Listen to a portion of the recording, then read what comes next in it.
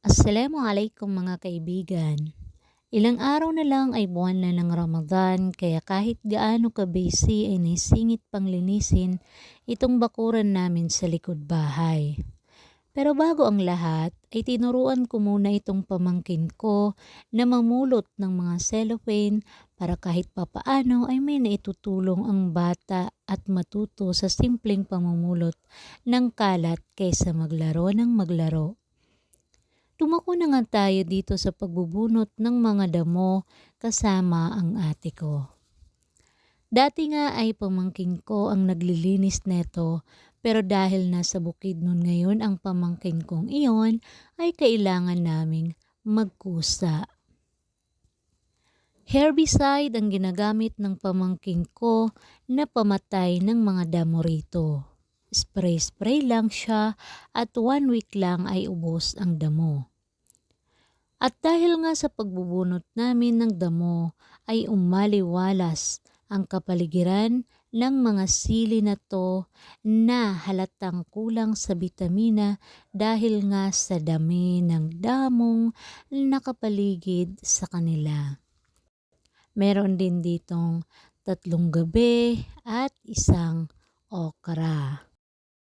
Pagkaraan ay pinakita sa akin ni Safa, ang pamangkin ko, ang kanyang napulot na cellophane at nag-enjoy pa nga siya dahil para lang siyang naglalaro. Mas okay naman ito kaysa ibabad natin ang mga bata sa cellphone. Balikan na nga natin yung pinag-uusapan natin kanina na herbicide. Herbicide ang pinag-i-spray ni pamangkin. Diamla ang tawag namin sa kanya. Sa Lamarcasan, Diamla. Pero ako, hindi ako gagamit ng herbicide. Alam niyo kung bakit? Dahil sa chemical na nakahalo sa herbicide na maaaring dumikit sa balat mo o maaaring malanghap mo na pwedeng maging sanhi ng karamdaman.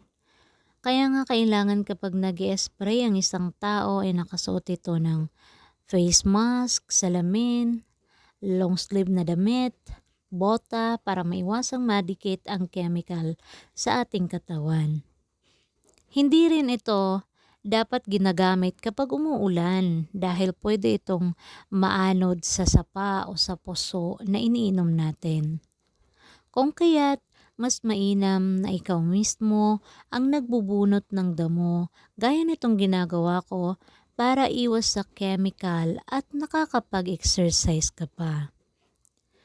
Kung mapapansin natin, sakitin ang mga tao ngayon dahil sa hindi na nagkikikilos ang ilan. Inaasa na lang sa mga makabagong teknolohiya kaya hindi na rin magalaw-galaw ang ating mga pangangatawan. Dumako tayo sa 3 gabi na to na oobserbahan ko kung ano ang magiging epekto ng damo na ginawa kong abono sa isang iyon. Samantalang yung isa naman ay di ko na nilagyan para makita ko ang resulta after 1 month. At ito na nga at tapos na tayong magpunot ng damo. Maraming salamat po sa panonood.